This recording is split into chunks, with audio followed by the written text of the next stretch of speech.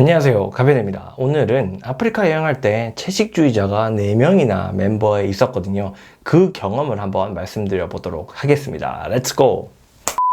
채식주의자는 단계가 있습니다. 완전히 아무것도 안 먹는 정말 강력한 채식주의자부터 계란이나 우유까지는 먹으나 정말 생 그 고기만 안 먹는 분도 계시고요. 혹은 생선까지 다 드시고 육류만 안 드시는 분도 있습니다. 이걸 다 일일이 따로 명칭이 있는데 그걸 소개해드리는 시간은 아니니까 그냥 그런 단계들이 있다까지만 알려드리고 시작하겠습니다. 자, 4명 중에 1명은 아주 강력한 친구 중에 1명이었습니다. 이것만 따로 이름이 좀 쉬워서 말씀드리면 바로 비건입니다. 베지테리안보다 강력하다라고 알려져 있는데요. 그 비건인 친구는 우유, 계란 먹지 않았고 동물성 식재료가 들어간, 예를 들면 육수랄까요? 뭐 그런 거 들어간 것조차 다 먹지 않았고 정말 야채, 과일 이런 것만 먹었습니다. 그리고 2명은 일반적인 베지테리안이었는데 주로 야채 위주로 먹기는 하지만 필요에 따라서 우유나 계란도 가끔 먹었던 것 같습니다. 그리고 들어가는 그 소스에 대해서 아주 민감하게 반응하지도 않았고요. 마지막 한 분은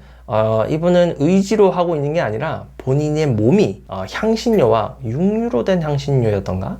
하여튼 그 베지테리안이 될 수밖에 없는 몸을 갖고 있어서 피해야만 했었던 분이 있었습니다. 그렇게 총 4사람이 베지테리안이었거든요. 제가 총 52일을 여행을 했는데 초반 한 10일 정도는 가이드가 직접 식재료를 골라와서 요리를 해줬습니다. 그때 베지테리안을 위한 요리를 따로 해줘서 저는 1도 몰랐어요. 그냥 그런가 보다. 먹으려고 그러면 그건 네 거 아니야. 그래서 오케이. 그래서 전 옆에 걸 먹어서 그냥 그게 베지테리안 건 줄도 몰랐다는 거죠. 그런데 한 10일이 지나고 보니까 투어 멤버들이 직접 메뉴를 골라야 하는 상황이 되는 겁니다. 그래서 4명, 5명씩 조를 짜서 메뉴를 정하라고 하는데 그때마다 이 4명을 위한 별도의 식단을 준비를 해야 했었습니다. 그래서 예를 들어 오늘은 카레를 먹겠다 그러면 고기 들어간 버전의 카레와 들어가지 않은 버전의 카레가 2가지가 나오는 것이고요. 파스타를 해도 마찬가지고 어떤 요리를 해도 2종류가 나왔습니다. 어떤 날은 돼지고기 스테이크를 먹는 날이 있었는데 그날은 그 친구들이 아예 못 먹으니까 전혀 다른 식재료를 사와서 요리를 해주고 했습니다. 저는 요리를 직접 하지도 않았고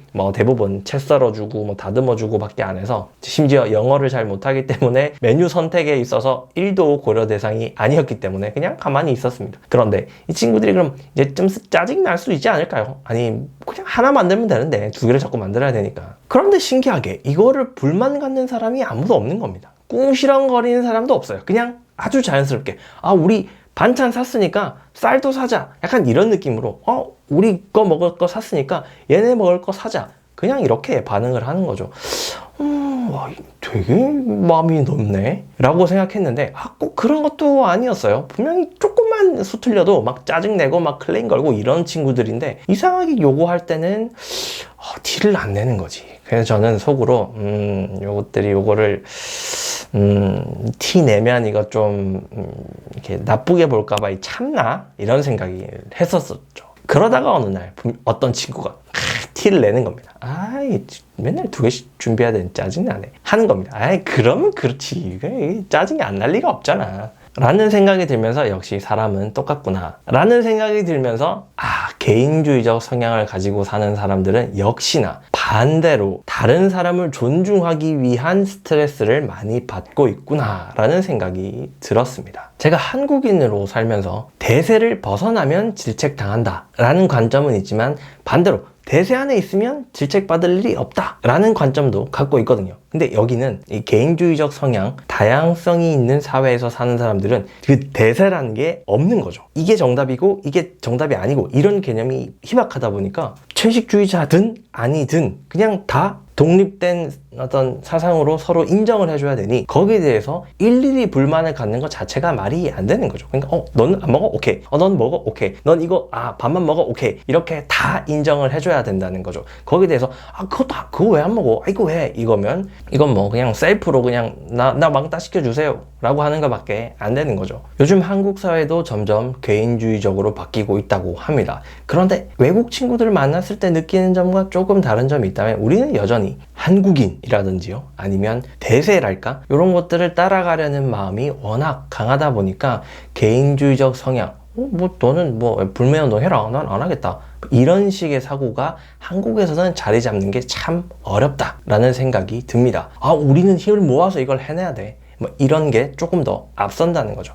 그래서 채식주의와 같은 행태도 되게 특이한 형태로 나타나는 것 같고, 그 여파로 이렇게 좋은 이미지를 갖고 있지 못한 것 같기도 하네요.